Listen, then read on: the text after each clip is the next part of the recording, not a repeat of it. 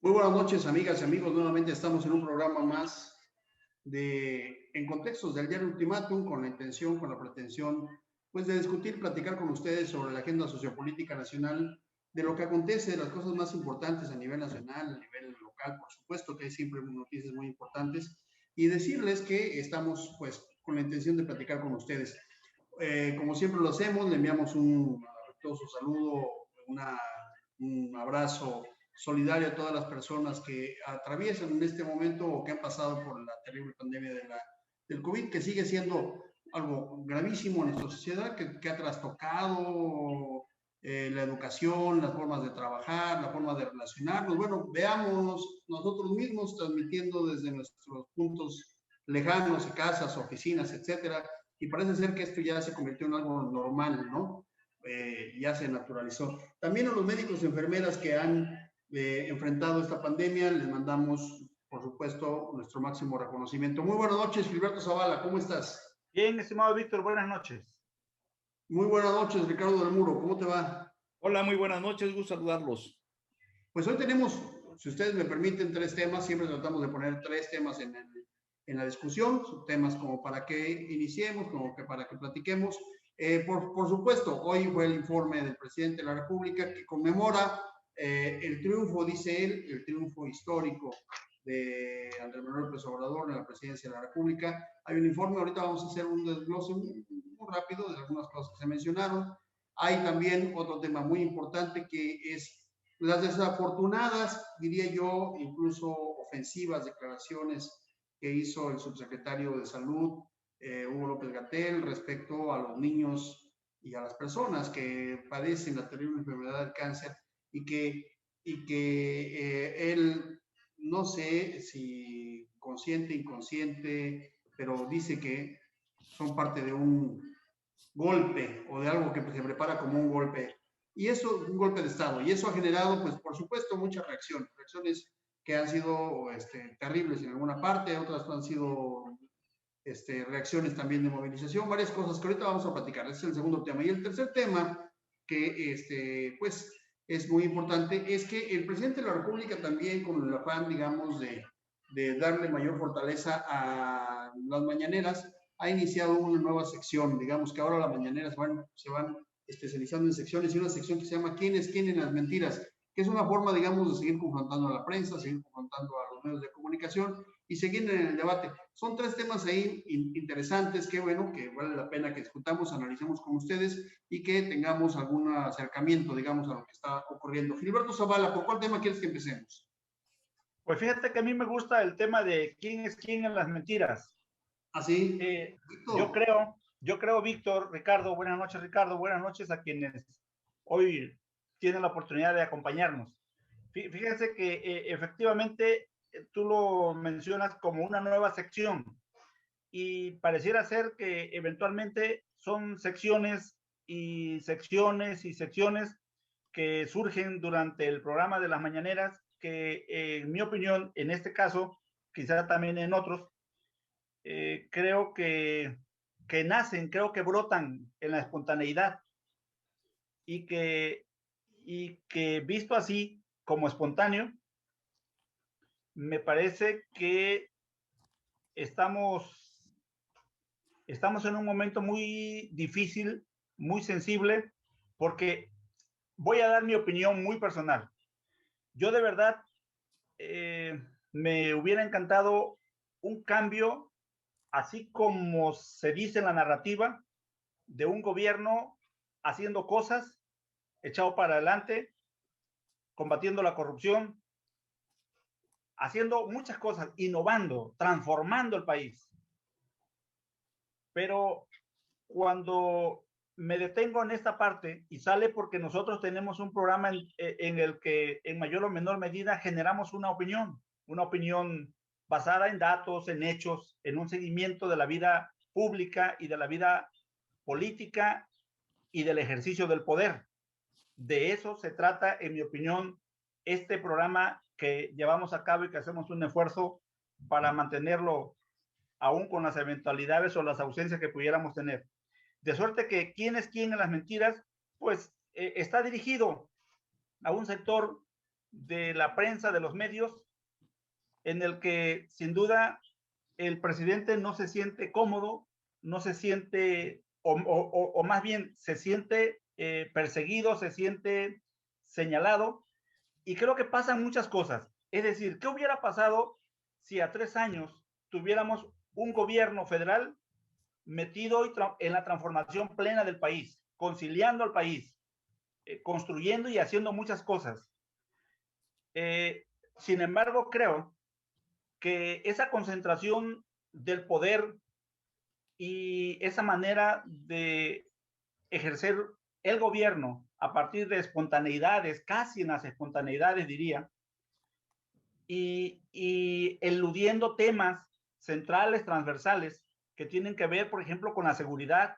Cuando alguien se señala o pone en la mesa elementos y circunstancias que dañan la seguridad, o que habla de los feminicidios, o que habla del narcotráfico, o que habla de una u otra cosa, el presidente tiene una reacción.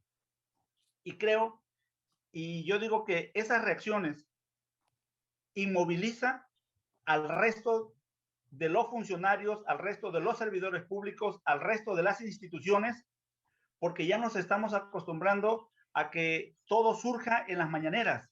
Si se va a castigar, si se va a perseguir, si se va a hacer una u otra cosa, todo surge en las mañaneras y dejamos de tener una vida de esfuerzo, una vida de transformación mayormente doméstica a partir de las instituciones y las dependencias.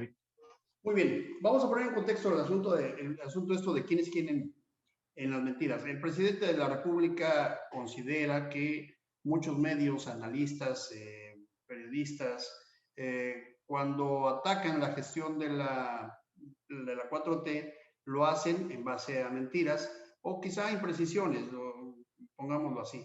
Y utiliza este recurso para, desde esa tribuna, la mañanera, desenmascarar, digamos, a esos periodistas o a esos Hijo, estoy en el programa, dime. Eso es, digamos, la intención. Lo que están diciendo los amigos Gerardo Zavala es que... Ya lo hice. Perdón, se metió ahí Gilberto. Lo que está diciendo nuestro amigo Gerardo Zavala es que esto en realidad es un acto de distracción y que, bueno, pues debería dedicarse más bien a resolver el problema de la seguridad, que por cierto se ha incrementado terriblemente en el país. Ese es un buen tema que yo creo que podemos abordar el día de mañana. La seguridad que sea, es decir, la violencia que se ha incrementado tremendamente en nuestro país, las matanzas, las masacres que soslaya el presidente. Y entonces Gilberto Zavala nos está diciendo que en realidad eso es una forma de distracción. ¿Qué opinas tú, Ricardo del Muro? ¿Es un acto de distracción del presidente? ¿Es un ejercicio de libertad de expresión? ¿Es un acto de gobierno y de información? Digo, ¿qué opinas? Puede ser. Yo creo que los tres temas que se van a tocar esta noche o que se intentamos tocar, si nos alcanza tiempo los tres temas, pues tienen que ver definitivamente en que ha habido, yo creo que una de las principales fallas que ha tenido el gobierno de Andrés Manuel López Obrador ha sido que no ha tenido una política eficiente de comunicación. Creo que él confió mucho en las mañaneras, que las mañaneras le funcionaron muy bien cuando él era jefe de gobierno, porque de alguna manera era la voz disidente al jefe del Ejecutivo y a los reporteros y a la prensa le daban municiones o les daban nota para poder contrarrestar la información del presidente.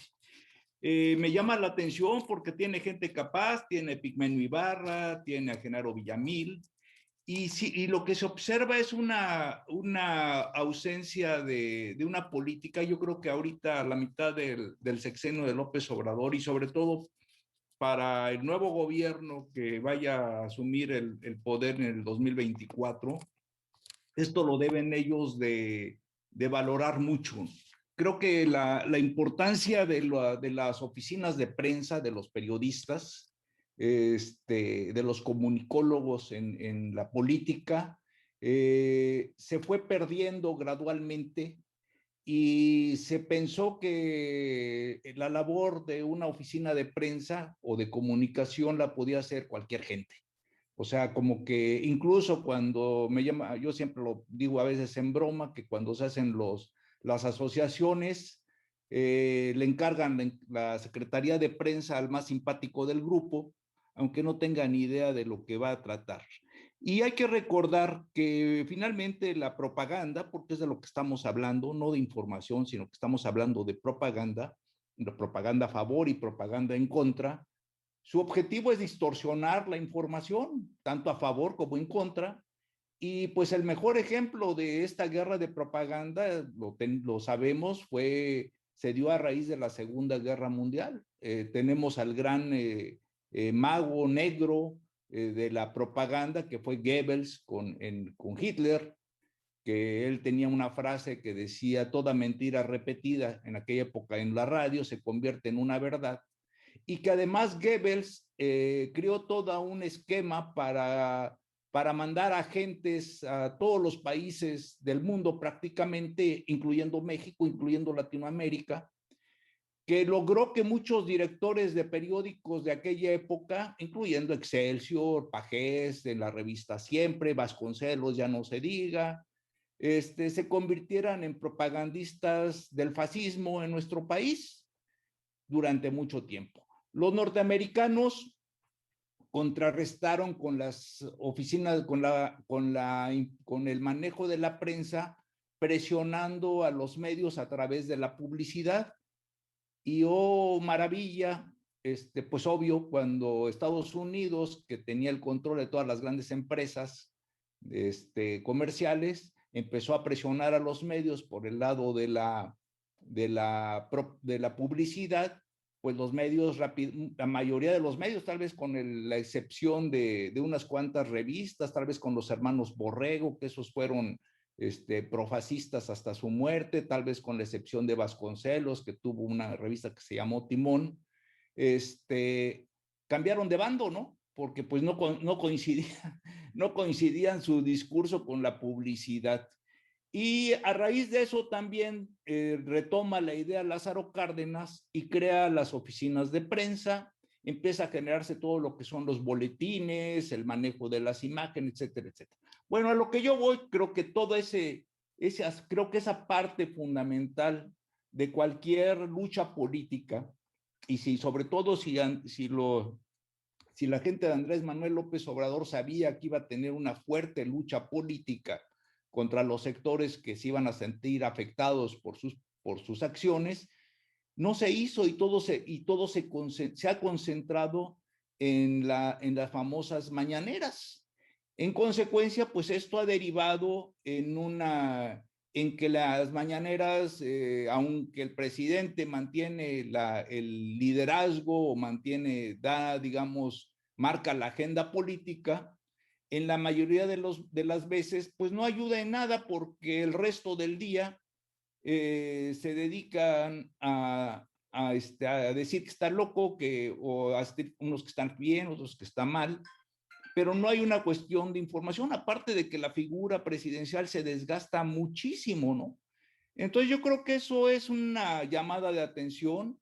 No hay que olvidar, ya con esto cierro, que el Partido Nacional Revolucionario, cuando asumió el poder, cuando ya se constituyó y demás, uno de los puntos fundamentales que consideró fue crear un periódico oficial que se llamó El Nacional, que tuvo muy buenas plumas y que defendió los ideales y los principios del PNR, y también el Partido de Acción Nacional, para contrarrestar la información oficial, en su momento, pues creó la Escuela de Periodismo Carlos Septién, que hasta 1960, 70, yo me acuerdo mucho que yo estudié en la universidad, yo no estudié en la Septién, pero yo me acuerdo que en la Septién se hacía una especie como de interrogatorio a los aspirantes, y lo que se buscaba era de detectarlos, de que no fueran gente con ideologías izquierdistas.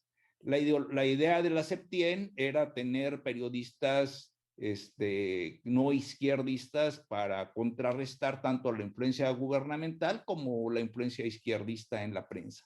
Entonces yo creo que todo ese gran enramado de los comunicólogos se dejó de lado, se ha dejado de lado en los gobiernos porque se piensa erróneamente que la labor de un comunicólogo es hacer boletines de prensa y entonces dicen, bueno, pues para escribir mi discurso cualquier gente, hasta yo lo puedo hacer. Y lo que estamos observando es ese clima enrarecido de enfrentamiento y demás, en gran medida tiene el origen en ese aspecto. Por supuesto, podemos platicar, discutir sobre el punto más en detalle para no acaparar la discusión, pero creo que ese es mi punto al respecto, mi punto de vista al respecto.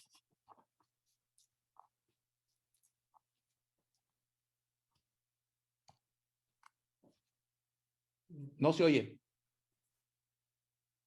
Ahí está. Ahí, ahora sí. Le invitamos a las amigas y amigos, compañeros que nos siguen esta noche a que nos den su opinión respecto a este ejercicio de comunicación que abre el presidente de la República, donde dice quién es quién en las mentiras. Yo solamente, más allá de calificarlo, diría lo siguiente.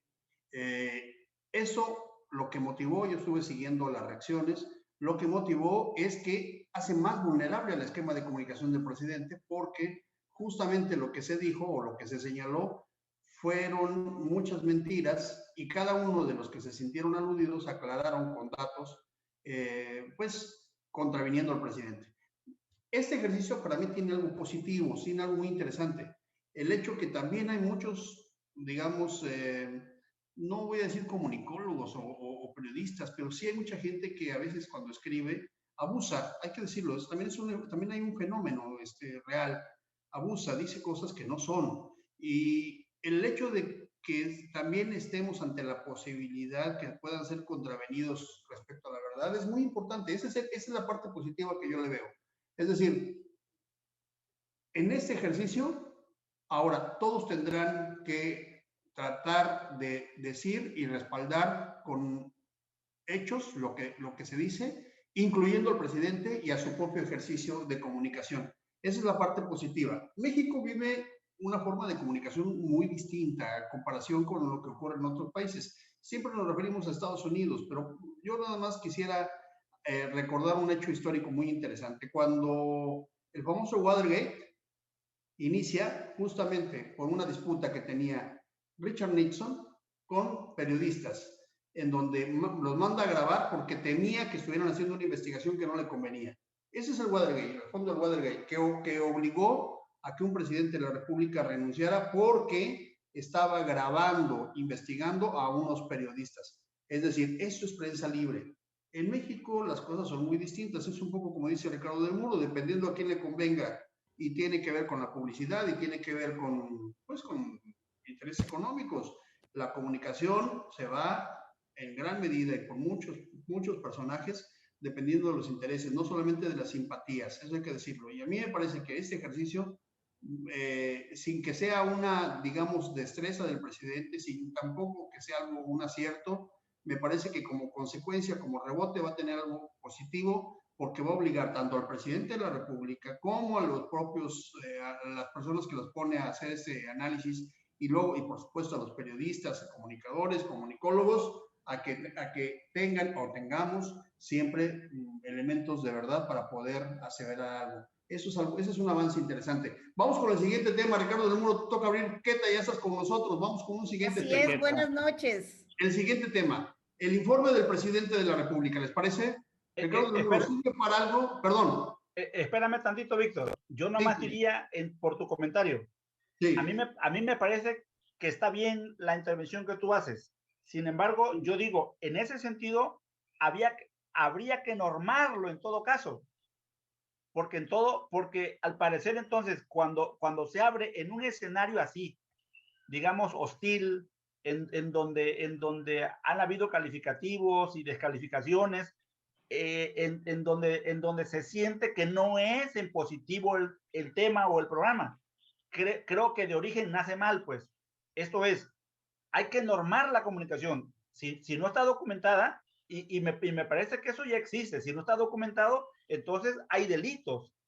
Bueno, pero cuando se plantea en un escenario nacional ríspido, hosco, creo que ahí es en donde desde la figura válgase, desde la investidura presidencial, me parece que deja mucho que desear, ¿no? Muy bien, Gilberto, solamente te recordaría en este tema, porque como decía Ricardo del Muro, es un tema muy profundo que podríamos tener distintas opiniones y desde luego hay que analizarlo desde diversas aristas.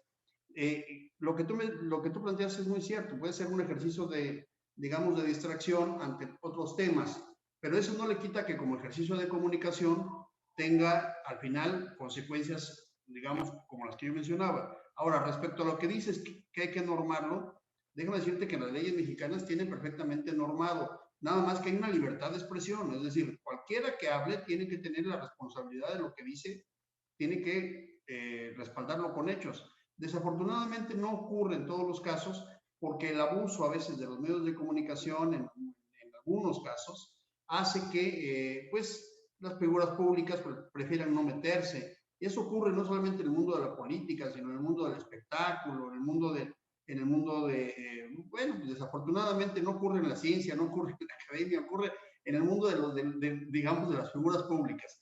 Pero se difunde más. ¿Por qué? Porque las noticias venden, porque la gente está más atenta a la nota roja, está más atenta al morbo, está más atenta a digamos, a lo que es noticia. Y los especialistas en la comunicación lo saben. Por eso buscan ese dato que hace más interesante para la gente, para la mayoría de la gente, el ponerle atención. No es tan interesante el análisis, no es tan interesante la verdad, no es tan interesante el estudio, no es tan interesante ir a fondo de los temas. Lo interesante es el morbo, la noticia, ¿no? Entonces, hay comunicólogos especialistas en eso. Y hoy me parece que este ejercicio, sin que sea un ejercicio desde la perspectiva de la presidencia, algo sano, porque la presidencia no debería estar haciendo eso. Estoy de acuerdo con Ricardo del Muro, debería tener una oficina especializada, no debería de perder tiempo en eso. Es decir, los mexicanos invertimos mucho dinero en una presidencia de la República, muchas ilusiones, muchas esperanzas en una presidencia, cualquiera que ésta sea, como para que pongas al presidente como jefe de prensa. En fin, pero tiene esa parte positiva que nos va a obligar tanto a nosotros como a todos los comunicadores, como al propio presidente, porque entonces hay que estar siempre con la verdad y qué bueno. Keta, ¿quieres decir algo en este tema? Porque tú también Sí, te veo ansiosa. es un tema muy interesante, muy polémico, que hay mucha circulación de noticias falsas, ¿verdad? Cierto. Y noticias además que no solo, además de falsas, muchas de ellas difaman o calumnian a determinadas personas, ¿no? Entonces, por ello, un grupo de periodistas desde hace cerca de 4 años se organizó para crear una especie de filtro para detectar qué noticias son falsas.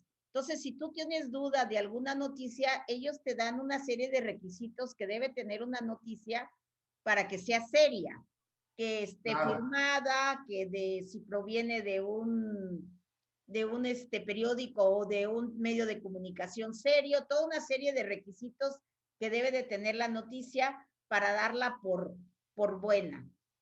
Y a propósito también, con motivo del COVID, surgió la cuestión de la infodemia. ¿Perdón? Y también en las redes, en Face y en Twitter, ya están trabajando en esto de las fake news, ¿no? Sí. Eso fue lo que ocurrió con Trump, por ejemplo. Exacto, y entonces, en ese tema de la infodemia, que surgió también con el COVID, pues es un tema muy peligroso porque causa hasta problemas de salud mental, ¿no? Es cierto, es cierto. Muy bien, pues seguiremos platicando sobre este tema porque ahora todos los miércoles va a haber por ahí este balconeo de los que dijeron mentiras, dicen.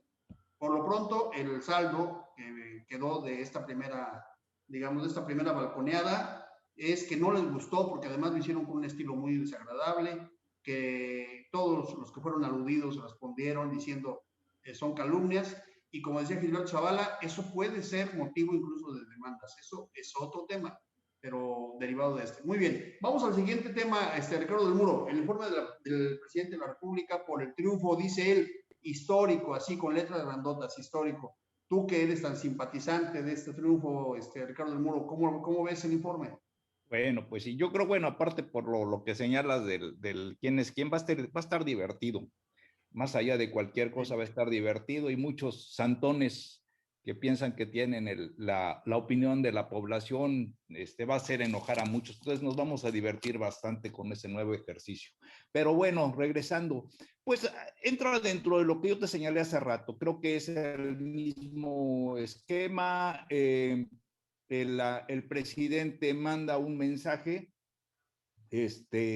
propagandístico y quiero resaltar esto, que estoy usando la palabra propagandístico tanto en mi intervención anterior como en la actual, porque lógico es una información a favor de su proyecto. Dice que el 89.7% de los mexicanos están a favor de la cuarta transformación, y de inmediato el periódico Universal y otros comunicadores lo primero que hacen es descalificarlo y decir que está hablando de un México imaginario. Otro dicen que hace rato estaba escuchando a uno de los más simpáticos críticos del presidente, Jesús Martín Mendoza, en el Heraldo Radio.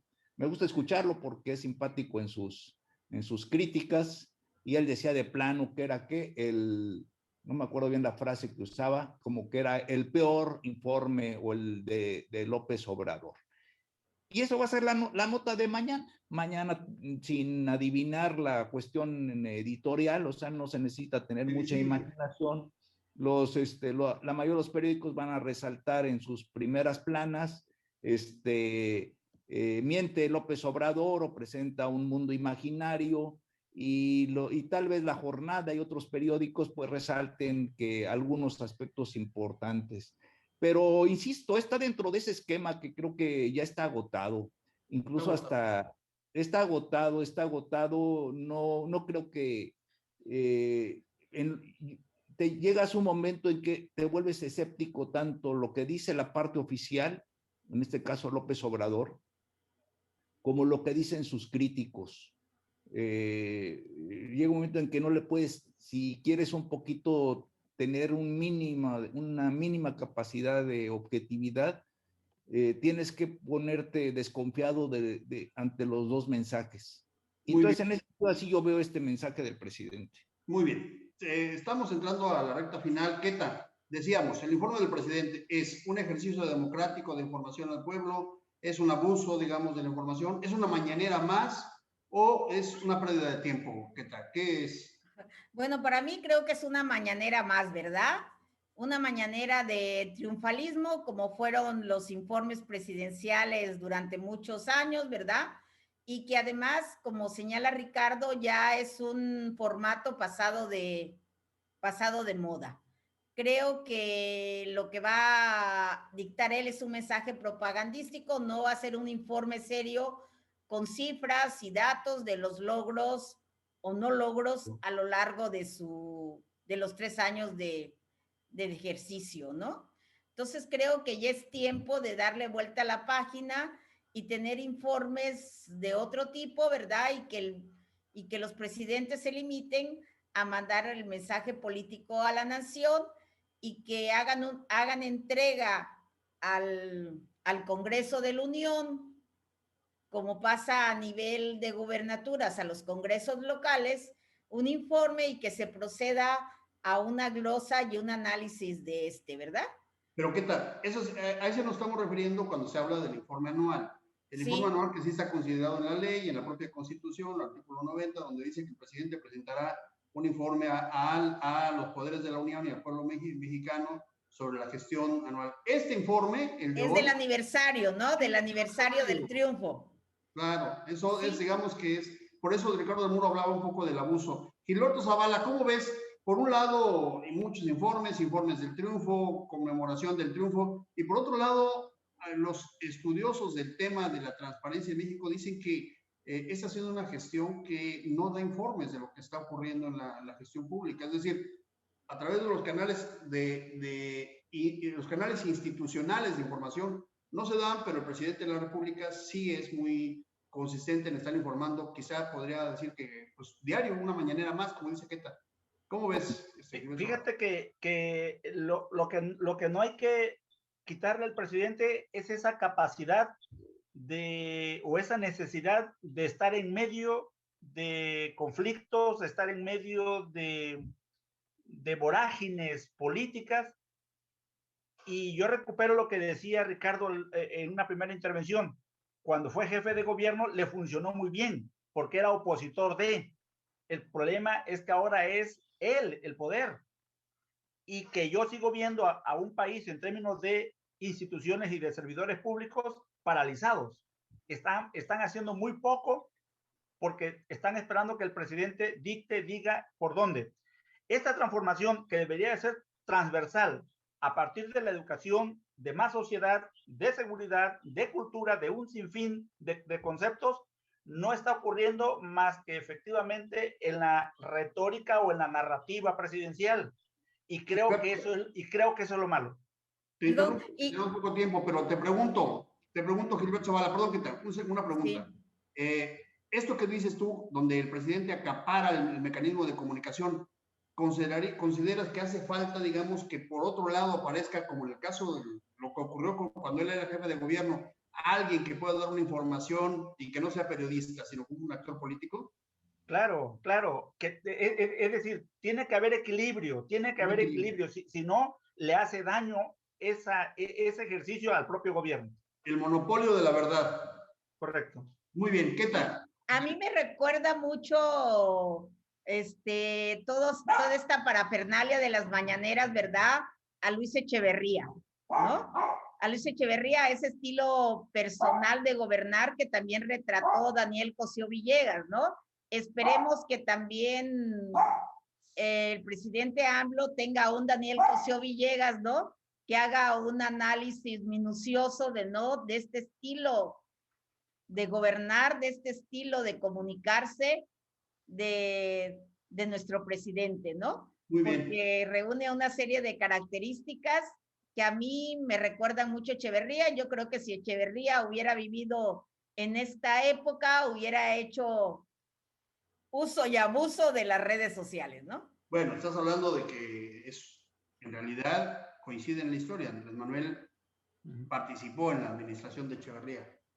Como que se rompió, digamos, algo en la historia y se está queriendo surcir. Muy bien, tenemos muy poco tiempo, vamos a platicar el último tema, solamente con una opinión, por favor, muy corta. Ricardo de Muro, ¿qué opinas sobre el escándalo que se ha desatado a partir de las declaraciones o el comentario que hizo Hugo López-Gatell respecto a que los padres de los niños con cáncer son parte de un movimiento golpista? Pues igual un comentario desafortunado, un personaje también desgastado por la excesiva exposición a los medios, un personaje que, como pasa no solamente entre los políticos, sino que a veces entre los líderes de opinión, entre comillas, tienen altibajos, y es el caso de López-Gatell, o sea, pasó de ser casi un rockstar de la información oficial, ahorita ser el enemigo público número uno. Prácticamente es el mismo fenómeno, ¿no? Muy bien. Gilberto Zavala. Por supuesto que desafortunadas las declaraciones. Gatell, un hombre con talento, un hombre que al principio bien creo que hizo clic con muchos sectores, pero que el abuso lo está llevando a una situación en la que dice cosas sin que le estén preguntando, sin que le estén planteando, y las declaraciones con relación a los niños con cáncer y sobre todo a los padres de familia son desafortunadas.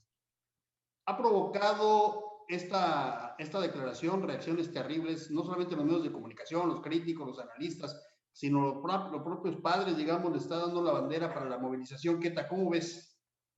Sí, una declaración muy desafortunada de López-Gatell, ¿verdad?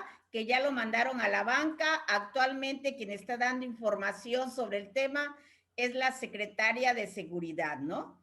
Creo que ya está muy desgastado, creo que también él se vio inmerso en esta forma de comunicarse de este sexenio. Creo que él consideró que era una manera de defender, ¿no? De defender al Estado, a la Secretaría de Salud, no sé si al propio presidente de toda esta protesta que están llevando a cabo los papás de los niños con cáncer, ¿no? Se hizo más papista que el Papa, dice. Sí, se vio más papista que el Papa, exactamente. Y además todo este montaje alrededor de él, por ejemplo, ahora que fue su despedida de todas estas tardes de comunicación que fueron muy afortunadas en un determinado momento, con mariachis, besos de sus admiradoras, ¿verdad? Como un rockstar, creo que fue muy frívola. Sí, sí, sí. Además, tratándose de un tema tan importante y tan dolido como es tener más de 200,000, digo, por supuesto, oficialmente más de 240,000 víctimas, pero algunos hablan ya de 600,000 víctimas relacionados con el COVID. Muy bien, pues nos retiramos, les damos las gracias a todos, muy buenas noches, gracias, qué bueno que estuvieron con nosotros, muy buenas noches, Gilberto Zavala. Buenas noches, estimado Víctor, y buenas noches a quienes tuvieron la oportunidad de acompañarnos, de saludarnos y de escribir. Quiero que sepan que los leemos y de verdad muy agradecido con ellos. Muy bien, muchísimas, cierto. Muchas gracias a los comentarios que nos dieron hoy Manuel Efraín López Echeverría, a Marisol, a Teresa Mendoza, a Lili Calderón, Luis Escudero, Regina Velázquez, mucha gente que está con nosotros, a Araceli Hernández. Muchas gracias por su opinión, muchas gracias por seguirnos. Ricardo del Muro, muy buenas noches. Muy buenas noches, gracias. Oye, ya no está lloviendo porque siempre se ven ahí los reflejos en en la ventana. No está lloviendo. Muy bien. Keta, muy buenas noches. Buenas noches a todos y a todas. Muy bien. Hasta y muy buenas noches a todos ustedes. Nos vemos el día de mañana nuevamente en un programa más de En Contextos del diario Ultimátum para seguir discutiendo la agenda sociopolítica nacional. Disfruten su noche y sobre todo síganse cuidando. Estamos en medio de una pandemia, no ha pasado. Olvídense del semáforo.